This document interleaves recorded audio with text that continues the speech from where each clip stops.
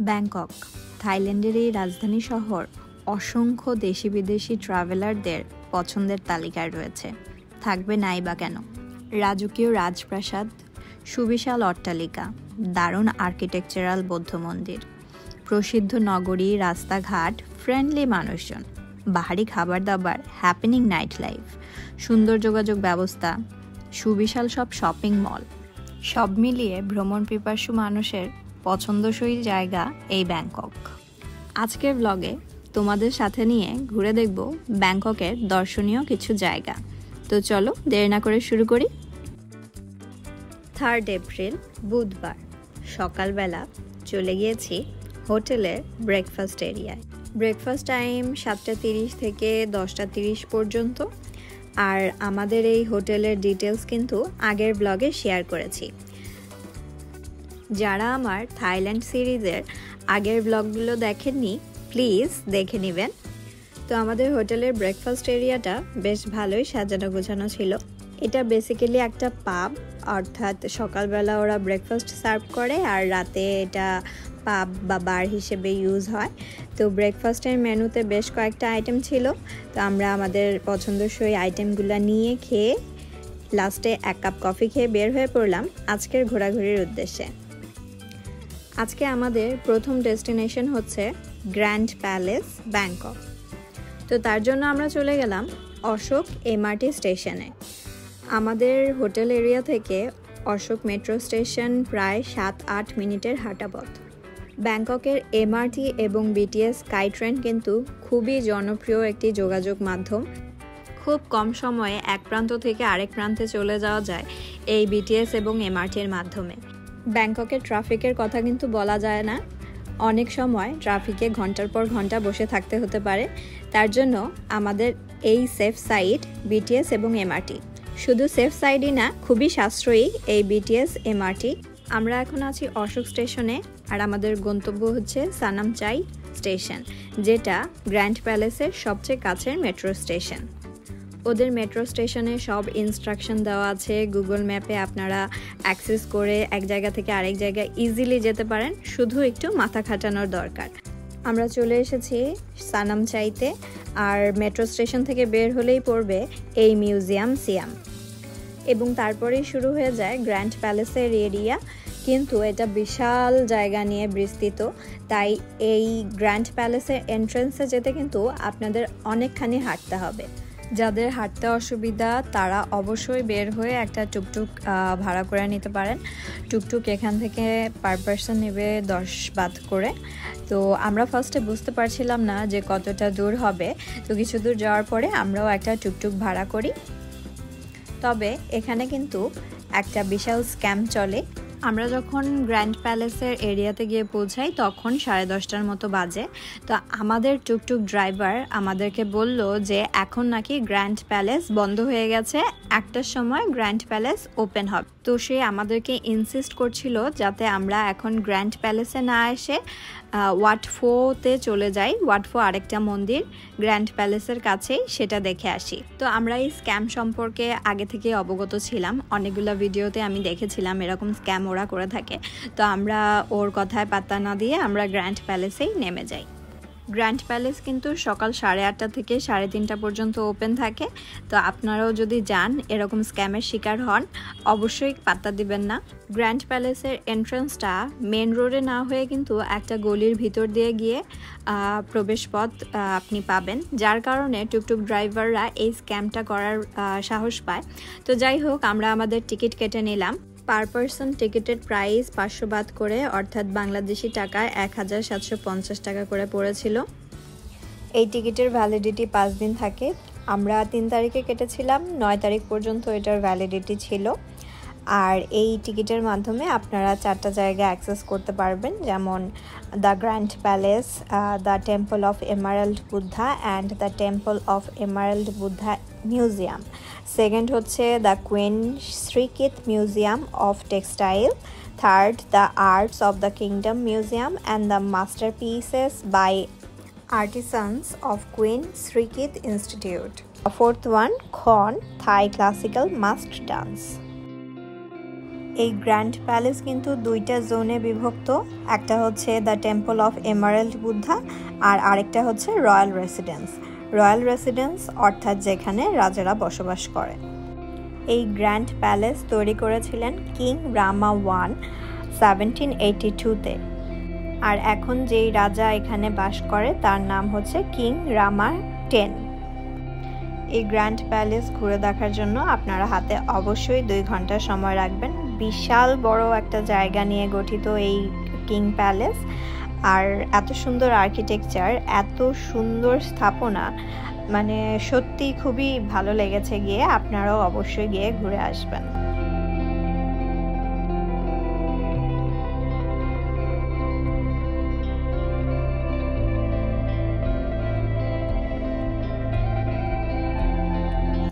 এখন আমরা এন্টার করব এমারেল্ড বুদ্ধার মন্দিরে। এইখানে ভিতরে ক্যামেরা বা ভিডিওগ্রাফি অ্যালাউড না, বাইরে থেকে আমি ক্লিপ নিয়েছিলাম, সেটাই আপনাদেরকে দেখাচ্ছি। ভিতরে খুব সুন্দর পিসফুল অ্যাম্বিয়েন্স, অনেকে গিয়ে ওখানে অনেকক্ষণ চুপচাপ বসে থাকে, আমরাও বেশ কিছুক্ষণ বসেছিলাম। গ্র্যান্ড প্যালেস বা যে কোনো মন্দিরে যাওয়ার সময় আপনাদের কিন্তু অবশ্যই ড্রেস কোড মেনটেন করতে হবে। ফুল প্যান্ট পরতে হবে অথবা হাঁটুর নিচ পর্যন্ত ঢাকা এরকম প্যান্ট, স্কার্ট বা যে কোনো পোশাক পরতে হবে, এবং অবশ্যই হাফ স্লিভ বা ফুল স্লিভ হতে হবে। হাতা কাটা হলে সেটা অ্যালাউড না। বাই এনি চান্স আপনারা ওই রকম ড্রেস পরে যদি চলেও যান, যে কোনো মন্দির বা গ্র্যান্ড প্যালেসের এন্ট্রান্সে কিছু মানুষ ওই সব ড্রেস বিক্রি করে, সেখান থেকে কিনে পরে দেন আপনারা এন্টার করতে পারেন।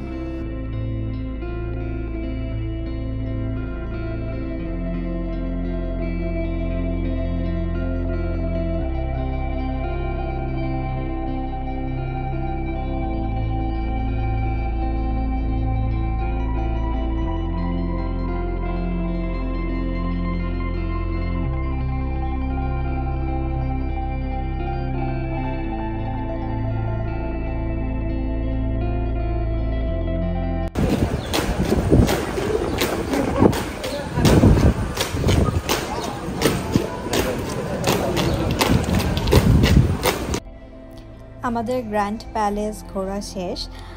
মিউজিয়াম ছিল ভিতরে, সেখানে যেহেতু ক্যামেরা অ্যালাউড ছিল না সেটা দেখাতে পারলাম না। এখন আমরা যাচ্ছি খন থাই মাস্ক ডান্স দেখতে। এইখানে যাওয়ার জন্য আপনাদেরকে free shuttle bus service provide করবে গ্র্যান্ড প্যালেসের এক্সিট পয়েন্ট থেকে, সেটা আপনারা পেয়ে যাবেন। অবশ্যই বাসটা ফুল ভরলে পরে সেই বাসটা ছাড়বে। আর যেতে প্রায় 10 মিনিটের মতো সময় লেগেছিল।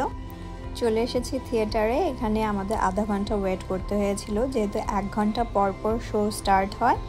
এখানে যাওয়ার পরে আমাদের টিকিট স্ক্যান করে, যেই টিকিটটা আমরা আগে পারচেস করেছিলাম গ্র্যান্ড প্যালেস থেকে সেইটাই, এবং এখানে সুন্দর একটা ডান্স পারফরমেন্স আমরা দেখতে পারি। যদিও ভিডিওগ্রাফি অ্যালাউ ছিল না, বাট আমি চুরি করে একটু তুলে ফেলেছি, তার জন্য সরি। তো সেখান থেকে বের হয়ে এবার আমরা চলে এসেছি ওয়াট ফ্রা টেম্পলে। এই টেম্পলটাকে ওয়াট ফো টেম্পলও বলে, আর বেসিক্যালি সবাই এই টেম্পলকে টেম্পল অফ রিক্লাইনিং বুদ্ধা নামেই বেশি চেনে। মন্দিরে এন্ট্রির টিকিট ছিল 300 বাত করে পার পারসন। এই কমপ্লেক্সে অনেক ছোট বড় মন্দির দেখতে পাবেন, যার ভিতরে বৌদ্ধ মূর্তি রাখা আছে। মন্দিরটি প্রতিদিনই খোলা থাকে সকাল 8টা থেকে 6:30 পর্যন্ত।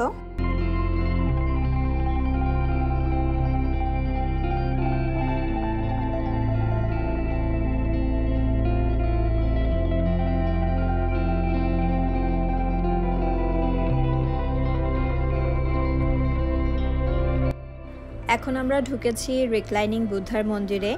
এই বৌদ্ধ মূর্তিটির দৈর্ঘ্য 46 মিটার এবং উচ্চতা 15 মিটার। এই মূর্তিটি তৈরি করিয়েছিলেন রাজা রামা 1 এবং পরবর্তীতে পুনর্নির্মাণ করে বা রিকনস্ট্রাকশন করে রাজা রামা 3। এটা থাইল্যান্ডের মধ্যে সবচেয়ে বড় রিক্লাইনিং বুদ্ধার মন্দির। বলা হয় এই মন্দির থেকেই থাই ম্যাসাজের উৎপত্তি, আর এখনও বিভিন্ন ম্যাসাজের মাধ্যমে চিকিৎসা দিয়ে অনেক রোগ সারানো হয়। আর এই মন্দির থেকেই প্রথম পাবলিক এডুকেশন সিস্টেম চালু করা হয়। আমরা সামনে যে ছোট ছোট স্তূপ বা গম্বুজের মতো দেখতে পাচ্ছি, এটা হচ্ছে মানে এটার নিচে রাজা এবং রাজার পরিবারের সদস্যের চিতাভস্ম রাখা আছে।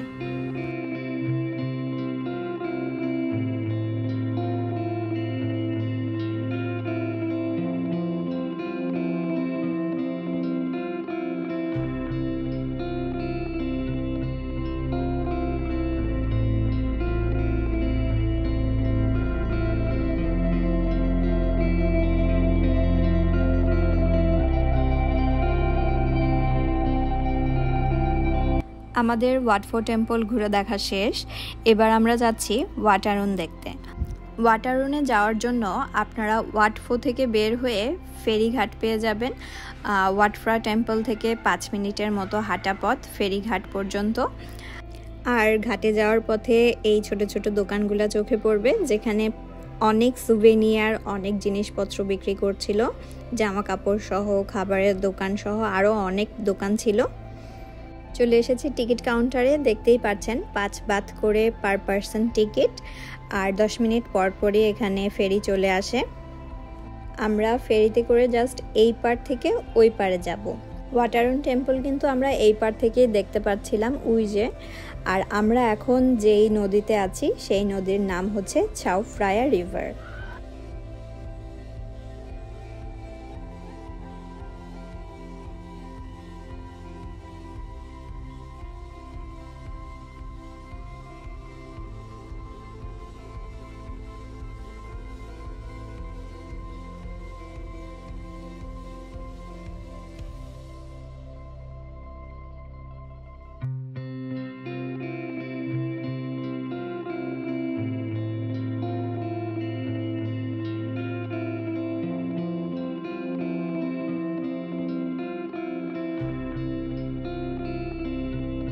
চলে এসেছি ওয়াটারুনে। সকাল 8টা থেকে 6টা পর্যন্ত মন্দিরটি খোলা থাকে। 200 বাত দিয়ে পার পারসন টিকিট কাটতে হয়েছিল, সাথে একটা ওয়াটার বোতল দিয়েছিল। ওয়াট অরুণ মন্দিরটির নামকরণ হয়েছে হিন্দু দেবতা অরুণের নাম অনুসারে। ওয়াট অরুণ মানে দ্য টেম্পল অফ ডন। মন্দিরটি খুবই সুন্দর, খুব সুন্দর আর্ট ওয়ার্ক করা আছে। আর আমার এখানে গিয়ে এই আর্ট ওয়ার্কগুলো দেখে আগ্রার মিনি তাজের কথা মনে পড়ছিল।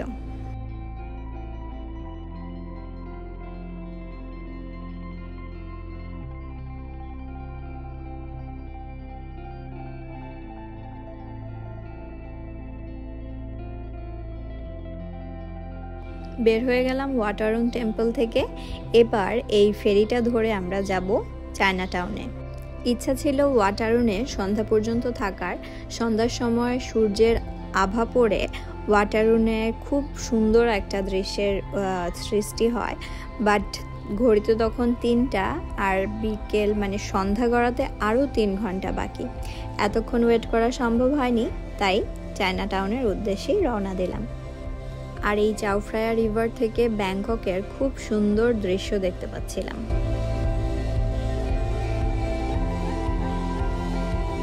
চলে এসেছি চায়না টাউনে।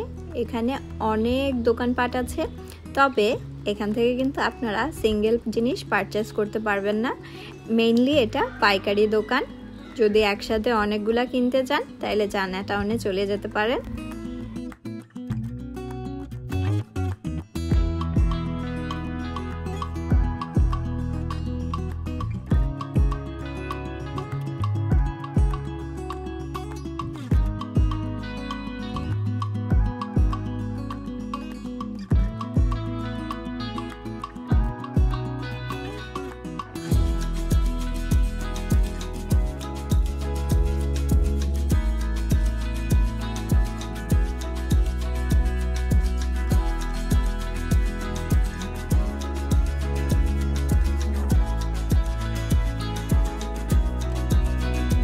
হাঁটতে হাঁটতে চলে এসেছি চায়না টাউনের মেইন রাস্তায়। এই রাস্তায় বেসিক্যালি সব দোকানপাটগুলো বসে, মানে খাবার, স্ট্রিট ফুড এবং চাইনিজ ভ্যারাইটিস প্রোডাক্ট। তবে এই জায়গাটা মেনলি শুরু হয় সন্ধ্যার পর থেকে, জাঁকজমক হয়। আমরা যখন গিয়েছিলাম তখন তো বিকেল, জাস্ট দোকানপাট ওরা সাজাচ্ছিল।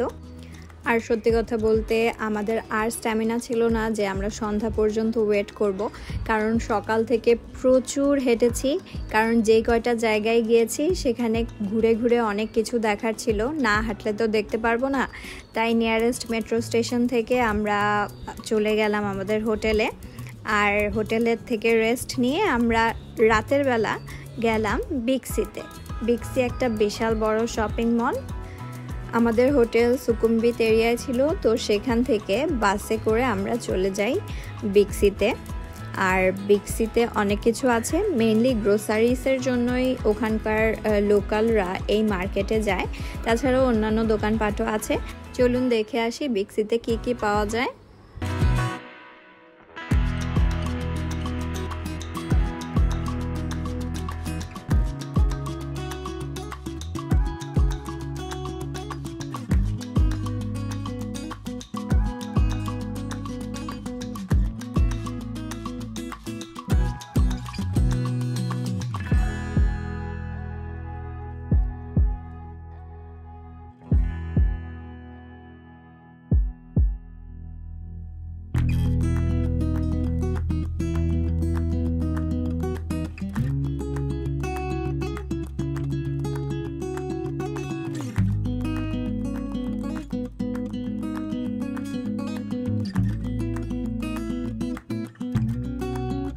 এখন আছি আমরা সেন্ট্রাল ওয়ার্ল্ডের সামনে।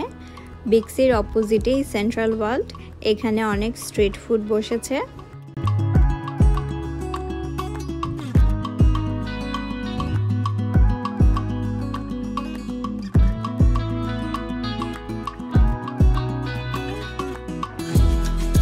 এখন আমরা চলে এসেছি একটা নাইট মার্কেটে।